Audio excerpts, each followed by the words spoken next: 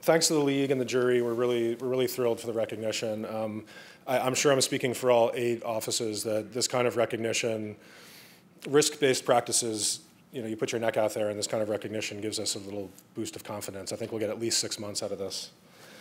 I also just want to recognize everyone who's currently in our office and everyone who's worked in our office. I mean, even though I'm being introduced as the founding principal, I think the office, one of the successes of the office has been talent deployed smartly, in my opinion. And I think we're a very collaborative environment.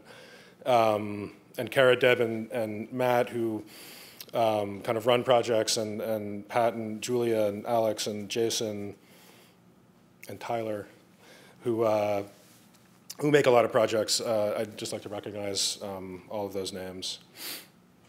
So I'd like to talk about how we got to do what we're doing. I mean, I think in a way it's as interesting to us as the work itself. And this photograph, which was taken, I think, a couple years before I was born, so it kind of shows the whole arc of Philadelphia in my lifetime. This is the early 70s on a major highway in Philadelphia, and it was a kind of an ad campaign, which I think is reflective of maybe the tension and challenge of the city, which I think for a long time was a clear liability, but we think is really this remarkable opportunity at this point. So just to kind of fill you in a little bit on our home turf. This shows Philadelphia's population over the last couple of hundred years. And you can kind of see, it's sort of surged to 2 million people and a sort of net loss of about 25% of its population between 1950 and 2000. Of course, this was the fall of the industrial city, and Philadelphia was a mighty industrial city, which will become evident, I think, as I sort of talk a little more. But I do want to point out this kind of little tail here at the end, and that box actually represents maybe our practice window. And there have been some really interesting trends, which I think for a city like Philadelphia has been quite dramatic. And I think that these issues here really, I think, frame the work that we've been able to do, which is this kind of upward trending of a series of economic and sort of population metrics, which have kind of set the stage for our ability to start the work the way we've been doing that. And Philadelphia is a kind of a funny town. I mean, I like this photograph because you can kind of see the core versus the flats. The core looks like a lot of big East Coast cities, but I think the flats are a little unique in that it's this kind of microchip of housing and taverns and churches and schools. And this really was the heart of the industrial city. And really, I think was really the territory of opportunity that we had when we sort of opened shop in 2005. And it's unendingly interesting. I mean, I think it's got this kind of ad hoc infill about it, weird additions and subtractions. Honestly, when we first started, and we know just anecdotally from a few years before we started, there's a lot of stuff happening without proper permitting, and it really was truly a kind of Wild West kind of vibe. And the decline of the industrial city left gaps, and this is a pretty well-known fact about Philadelphia. The number 40,000 vacant lots gets kicked around, and I think there's maybe 37,000 now. We've done some work there. Everybody's done some work there, but it's still a city with a lot of volume left. And at times, we like the kind of rural quality that comes out in neighborhoods like this. It's really a kind of interesting sort of dynamic. But then there's also this kind of patchwork of missing teeth, and I think this incremental possibility in the city, that's afforded by all of these sort of smaller pieces that are available, has really been something that I think we've been able to seize. So the other thing that I think, so there's Philadelphia as a kind of laboratory for us. But I think the other thing that, and I've never really talked about this before publicly, but I think it's important to tonight, is this private developer client that we somehow have been working with and found, and I think really, I mean, it's a high contrast experience to say the least, but I think it's really partly at the heart of what we've been able to do. And if you think back to that image, with all those small vacant lots, I mean, the cost of entry for development in Philadelphia is very low. You can buy a piece of land very cheaply, and you can build a house and you can make some money. And on one hand, that sounds like a recipe for terrible architecture, and sometimes it is. But what we found is that, you know, it's as an office that wasn't coming with a strong big firm portfolio to go out and win work from certain kinds of clients, these private developers that were kind of sort of prowling around Philadelphia were this incredible asset, and that, you know, if you shared the same beer, that might be a reason to hire you. And I think that really is an opportunity for an office just getting started. And I'd show this picture. You're probably wondering why the heck Atlantic City is on the screen. I actually really wanted to find the real photograph of our office receiving our first major retainer check on the top of a pizza box in Atlantic City. And I think at the moment it seemed perfectly reasonable, but I think in retrospect, you expect that to come in the mail or go to a bank or a lawyer's office or something. And I think that it's just reflective of the kind of place we started in understanding how to engage with clients, and really, I think this kind of hustle that happens when you're in that market. So these terms that were being kicked around a little earlier, I think I talk about them now not really talking about what I just said, but I think I really see the relationship here of this need to innovate the everyday and radical pragmatism are all ideas that come out of having to use a particular strategic tact to get work done of a certain quality in a certain context. I'd also like to apologize a little bit. I'm going to show a whole bunch of projects quickly, which could be a little annoying, but I think our work plays much better when you see a broad range of what we're doing as a kind of set of work rather than me spending time on 3 or 4 projects. So our office is that pink sort of plus sign there at the bottom, and we really did start in our backyard. We had this really, I think, remains an extremely seminal project for us, which was called 100K House, and I think this brings together Philadelphia and the developer issue really well. And I distinctly remember the phone call I got from this developer, I don't know, early 30s, had just come out of the software industry, and he was thinking he was going to hire us to do big, green, market-driven housing and really try to make some money. And he called me one morning and he said, Brian, he's like, I want to build houses that people that are moving to Philadelphia can afford, that I can afford, that my friends can afford. And there's this real kind of missing layer of the market. And so, his kind of mandate to us was $100 a square foot, LEED Platinum, 1,000 square feet, all of which are kind of contradictory things, of course. And I think, I really credit that developer with being visionary, and I think, kind of took us along for the ride, but really opened our eyes to thinking a little differently about what's possible. So we built a whole series of these. And I think one of the kind of key aspects was really, as you think about this measurement, it's this idea of economy and really thinking through in an elemental way what you need to do. We found ourselves talking more like industrial designers, or talking a little differently than, we weren't talking about how do we make the building that we think is great cheaper. We were talking about how do we fundamentally make a different kind of building. So really, we were talking about sizes of screws and nails and types of caulk and understanding their cost. And really the big energy idea here was moving away from houses that are a bit too big and a bit too poorly built to houses that are a bit smaller, and converting that funding into the envelope and into the functionality of the house. And the results, we like to call these urban cabins. They had a very kind of rustic feeling about them. The original houses were slab on grade, with a radiant floor. You can see some of the finishes, the exposed CFLs and the plywood behind the kitchen. And it was really a kind of exercise in sort of stripped down. And we were very interested in this intersection between stripped down and the kind of desires of urban living. They're actually very in line with each other. And so here you can kind of see a simple plan.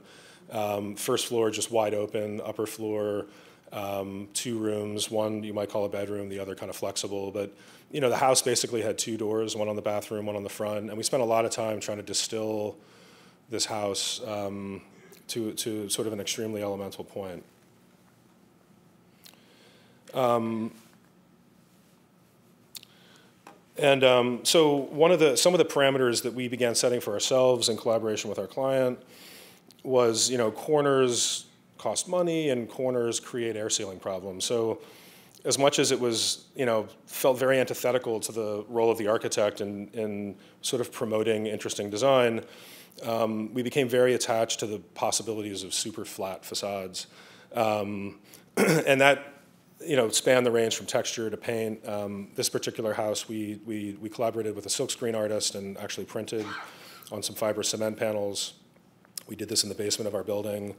And you know, this was a $5,000 add to the project.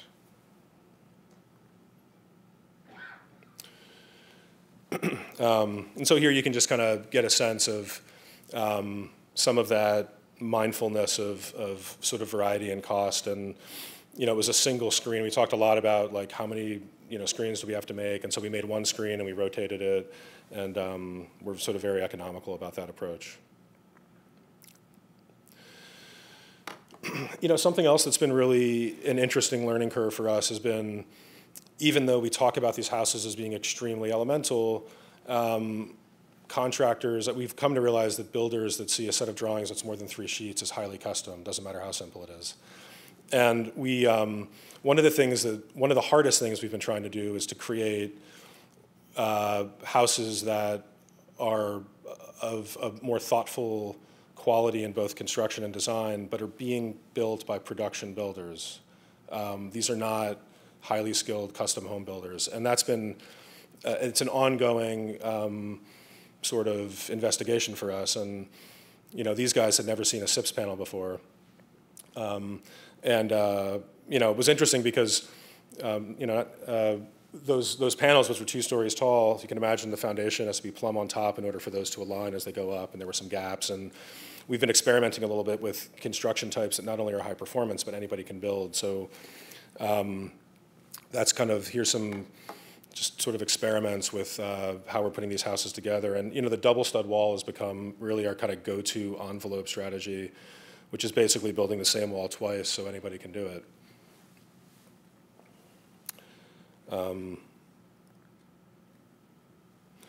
You know, and we'll be able to talk about this a little more as we look at some other projects, but our kind of energy philosophy, well, our sort of green philosophy has been largely about energy, because it's less behavioral and more just about what's in the wall of the house. And you can go so far by just sort of you know, increasing the quality of the envelope construction, insulation, windows, et cetera. And then you can kind of take it over the top with sort of technical solutions like this. And I think, you know, we talked a lot about, just coming back to the starter home and first-time home buyers, we talked a lot about, you know, what's the Prius of a house? Like, what's the equivalent of a Prius in a sort of house product? And we were really struck. I mean, these are not terribly expensive houses, and every one of these owners elected to roll $30,000 into their mortgages to put these solar panels on the roof. And I think, you know, it's an indicator that part of the goal in finding ways to get high performance projects out there is in changing the consumer opinion and creating consumer environments that really tap into sort of the value set that they can bring to the house. It seems like other industries are much better at that than the housing industry. So we were kind of right around the corner for a while, and then we started working throughout Philadelphia. For those of you that know Philadelphia a little bit, that sort of center city cross is right near City Hall, and you can see kind of we're a couple miles northeast of that. And those initial sort of neighborhoods were up around our office, but we've been doing the tour lately of the city. I think this was another sort of formative project, which was really conceived of in sort of the depths of the recession. The owner and the developer were the same person. He was very interested in modular construction. And you know, we were too. So we were really excited to take this project on. It was a 72 unit student apartment building. And you can kind of see, you know, it's still an infill piece. It's a big piece of infill, but you can see it fitting in there in that bit of fabric. And we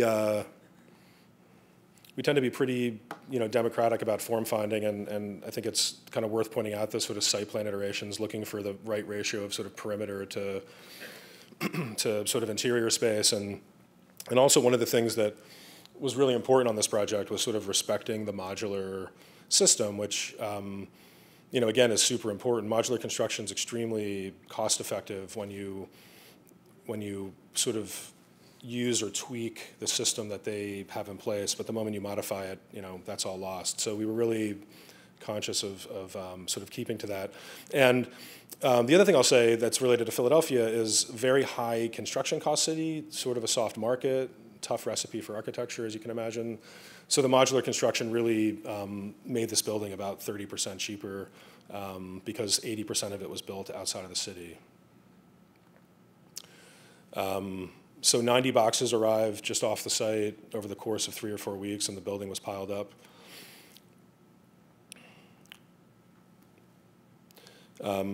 You know, here you can kind of see the sort of compliance with the sort of box logic of the modular system. Sort of very, you know, straightforward in its management of how those boxes come together. And then we like to think sort of taking advantage of what's given in that system, which frankly is a lot, in the way windows are sort of developed and, you know, the way the building is skinned. So this was a very large example of wood frame prefab green construction when it was finished. I do think it remains one of the bigger rated buildings in Philadelphia that was prefabricated. So I think this, just as sort of formative projects, I think these really begin to sort of talk about our, you know, approach and this kind of marriage between the developer and the city. So so on the sort of rowhouse front, I'll use that term because, you know, we've been kind of talking about this over the last week and the meaning of the rowhouse to us. And, you know, I think what's very interesting about the rowhouse is this kind of incremental modular ability to fill in gaps. You know, it's whether it's 16 or 18 or 20 feet wide, it's quite adept in filling spaces just by multiplying out sort of rowhouses. So this is a project that is kind of wrapping up in South Philadelphia.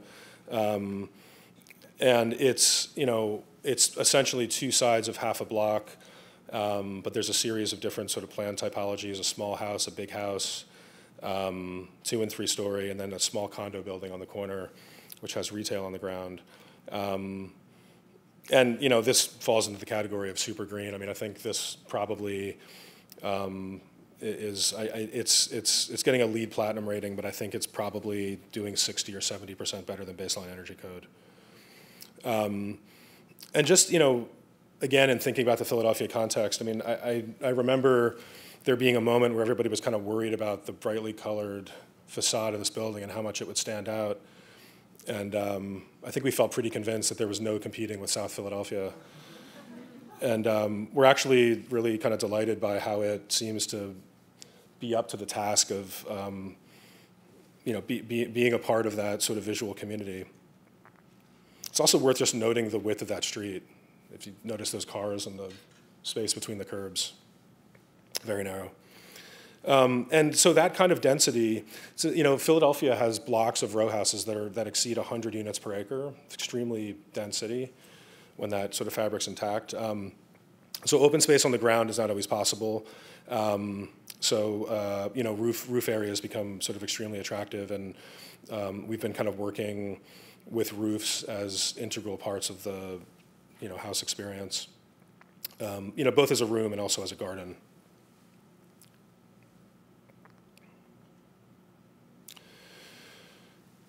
So, you know, and we've also sort of started having the opportunity to think about housing maybe in more hybrid ways.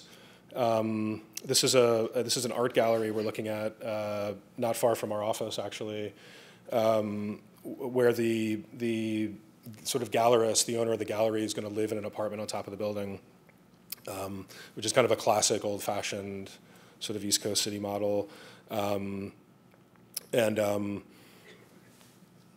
one of the things we're looking at here is actually the kind of folding together of the gallery and the house. You can kind of see that in the lower right diagram.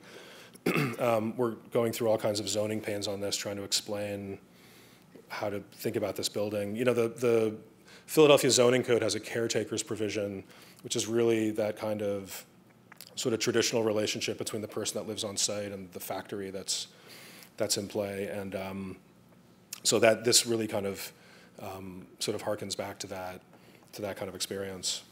So here's just an image of the idea of that sort of first floor gallery.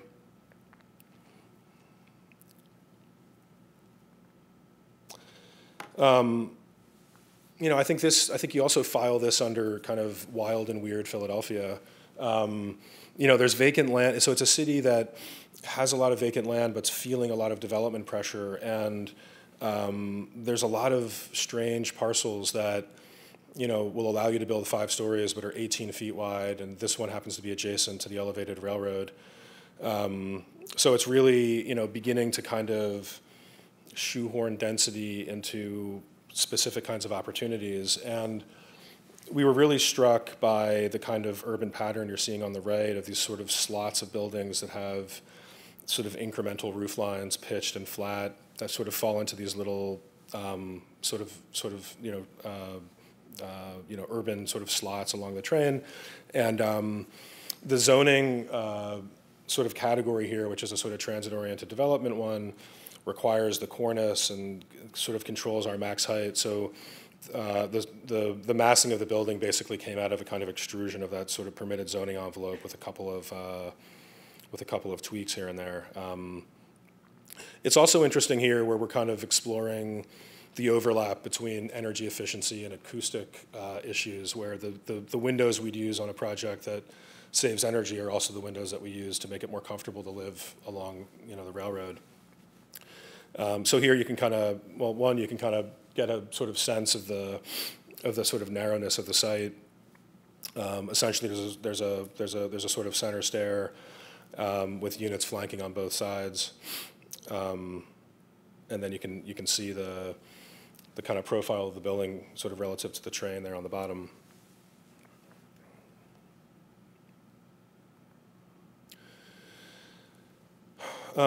And you know, I think that the other thing that Philadelphia affords that we've really been able to take advantage of more recently is this kind of tactical culture that is a way of occupying some vacant areas in affordable and sort of socially interesting ways. And so this was a competition that we won a couple years ago and deployed last year as a kind of social bench. And that's actually 3 benches you're seeing there in a row.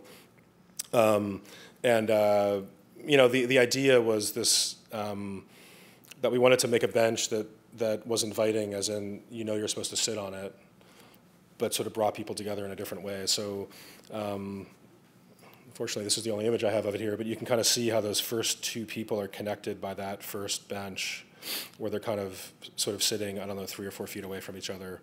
And this was designed to be movable, and it's been in, you know, 3 or 4 locations throughout Philadelphia over the last year. And you know, on the same sort of tactical line, this is something that's extremely new and we're hoping to do for the summer.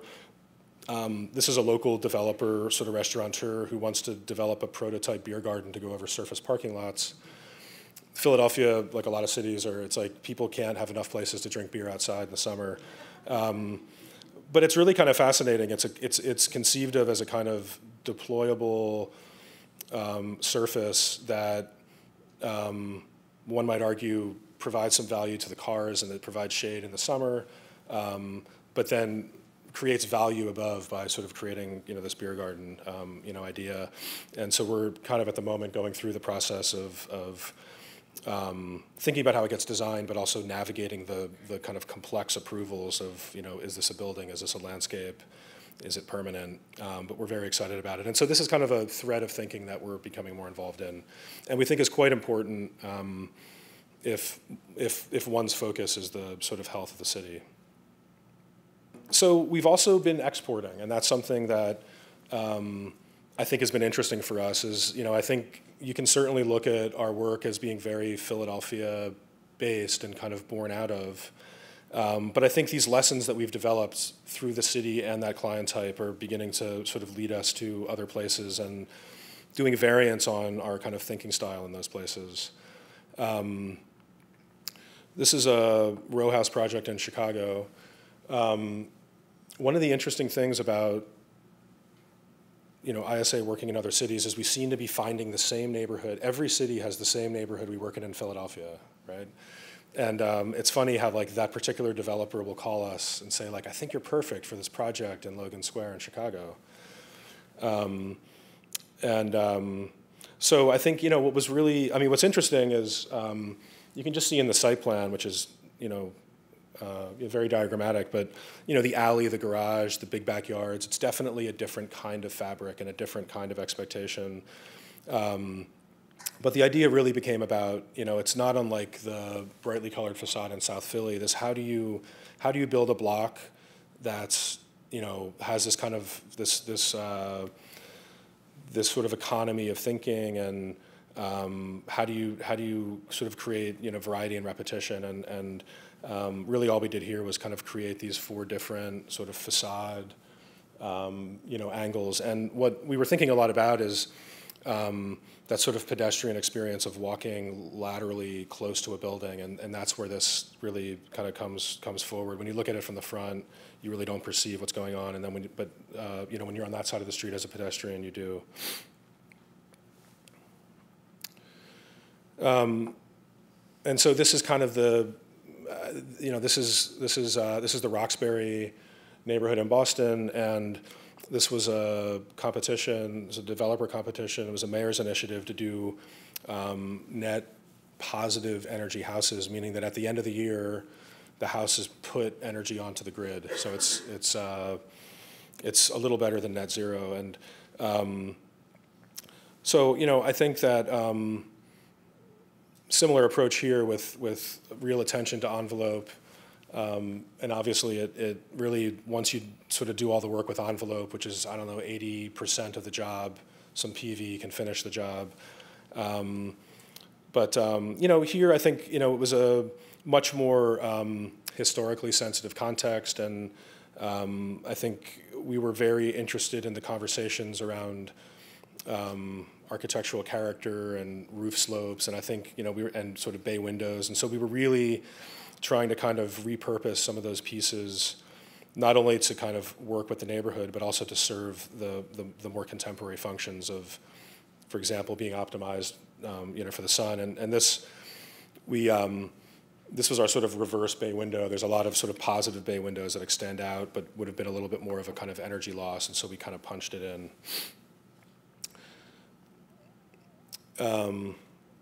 And happy to report that green line are the number of days where there's net positive energy production. So we've succeeded in the challenge of being able to do that.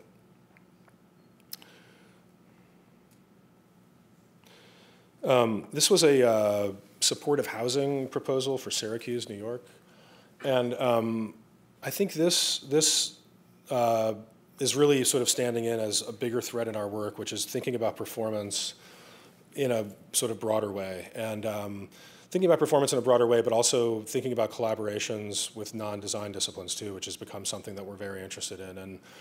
And so this project we undertook with a health scientist whose specialty is understanding how spatial design and decisions can influence social performance. And so this was intended for formerly incarcerated men and women and families, and where that research came to bear on this, just as an example, was the kind of sensitivity toward sort of integration with the community and the sort of social bonds with internal sort of peers, but as well as sort of external. So this kind of double courtyard response really came out of our conversations with that collaborator, and creating a more enclosed, safe, predictable courtyard that was really for the kind of internal population, but then creating a courtyard that allowed for a sort of threshold to the neighborhood, and then also allowing the building to begin. It's not a very urban place, you can see by the sort of surrounding fabric, and just beginning to sort of set a kind of standard sort of out on the street front, and beginning to kind of sort of rebuild the block structure. So you kind of get a sense, that's kind of that outer courtyard. One of the requirements was to show it in the snow, which I guess makes sense in Syracuse. And then this was kind of this was the other courtyard, which was really more about a kind of internal, experience. And, there was this idea about kind of vegetation and this relationship to natural systems, and these sort of greenhouses that are integrated with the building became not only economically productive things, but really became sort of opportunities for this kind of healing process, which we were able to gather from talking with our collaborator. So we've been undertaking a whole series of projects at this point. One that actually was in East New York, and we're actually consulting at the moment for a very large organization that's very influential in this area and thinking about how spatial design can have positive health impacts. And it seems like, as we begin to scratch the surface of this, we haven't quite figured it out, but we're extremely excited about the potential of it.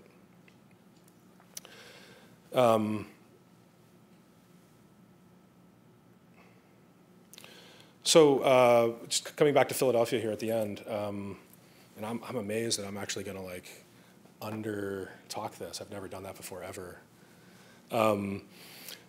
So kind of coming back to Philadelphia, the scale seems to be growing for us. We're excited about that. But we're also really interested in how some of our intelligence about the city and our thinking through some of the other projects I've talked about can sort of relate at this scale.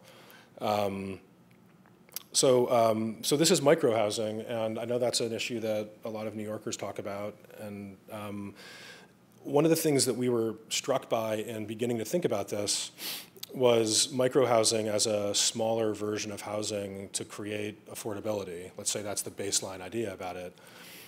Works really well in cities where the market is incredibly intense and people are willing to live much smaller in order to access certain locations. But in Philadelphia, that market really isn't there, in a sense that you can generally go around the corner and find something cheaper if you're willing to make some concession and amenity. So this really drove us to think about what this idea might mean in a city like Philadelphia, and I think we kind of landed on this idea that it's more about lifestyle than it is about small. So, I mean, there was certainly a small sort of study here, and I just kind of show this to sort of talk about, the way we like to work with developers, which is to kind of show them everything and then show them why the thing that we think is right. And you often do that by showing them everything. So we sort of take on a lot of sort of design processes with these extensive catalogs of ideas and iterations, and then sort them out in a way that makes rational sense, or sometimes in a way that we like. I mean, they sort of both happen that way. But this was really beginning to study the different kinds of conditions that happen in a small unit when you get a little more X or Y axis and dimension. So we're thinking about these units, but I think the thing that was really most important for us here was this idea that in Philadelphia, if you're giving up space in your unit, you probably need to get something back. And if you look at the top left diagram, we really started to become intrigued by this idea that there's co-working spaces, and there's laundry bars, and there's special kitchens where you can have a dinner party, and that it really, the micro housing idea was much more about a kind of lifestyle than it was about living small to be able to afford a certain kind of location. This is still in the works. It's getting priced, and it's not a cheap building. And so here you kind of get a sense as well. We had a number of these sort of studies, but this idea that those spaces really were kind of the important part of the the project.